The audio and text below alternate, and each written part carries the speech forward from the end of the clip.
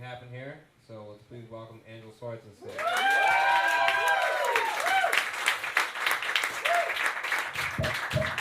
Hi, thank you for being here. Thanks for keeping it together. Thank you, Wes. Let's see. Way back at the beginning, I'm gonna get back into get away from the crazy politics and spousal abuse, back to S&M where it's safe. Earlier in the night, Brandon was talking about that you should have all kinds of different sex, and that is also true for vanilla sex. Have that too. When I was in my 30s, I discovered how much better things would go if I had sex with the lights off. It's just a courtesy. Just do it for the other people. Just help them out. Just help them out. It works well. My sex life is like a part of our nation's history in that it was a dark time. Yes, it was. Quite literally a dark time. And now young people hope it's over. That's my dumb thought about that. Let's say some other dumb things about me. Women tend to not like their bodies. I am no different. I understand that I have some things going for me just fine. I'm a regular person. I can talk with my mouth. I don't have any major limbs missing, anything like that. No major burns, nothing too bad. But I wish that I could get a better metaphor for being the way that I look. Like pretty girls, lots of pretty girls out there. They're all lovely. And if you're a pretty girl, you can be a cat. You can be a Maserati. And even if you're a dowdy lady, you still get to be like a puffy tennis shoe or a PT Cruiser or something. You can still make it happen. And I had this experience a couple weeks ago where I caught myself in a mirror. And you know how when you catch part of yourself in the mirror, it looks really alien sometimes?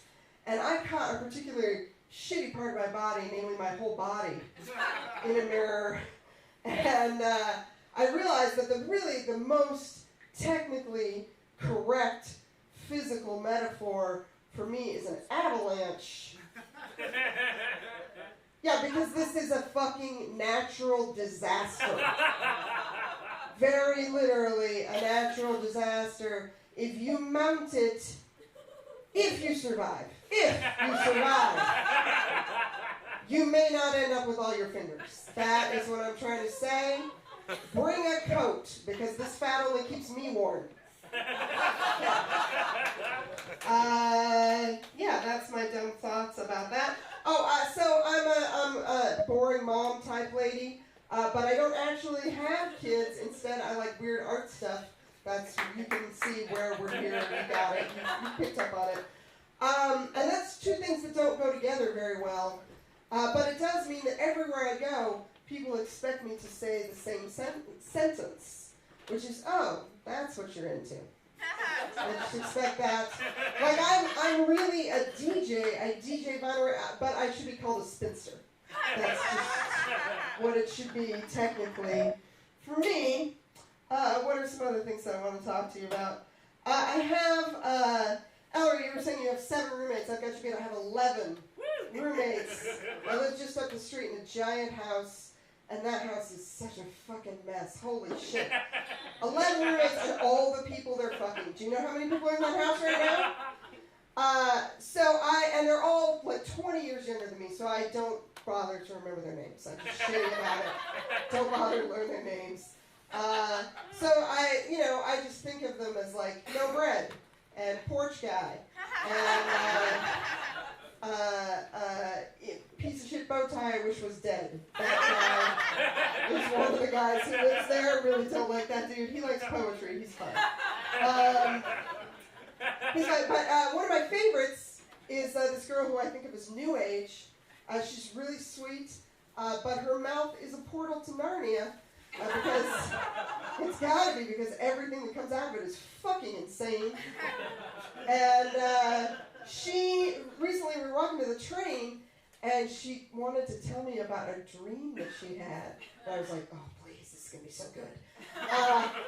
And she was like, oh yeah, it was this beautiful dream where a man had died, because he had popcorn inside of his veins.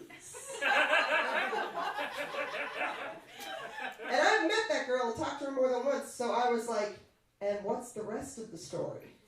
And she was like, oh, yeah. When I woke up, I realized it would probably be just fine because the popcorn would be unpopped. What?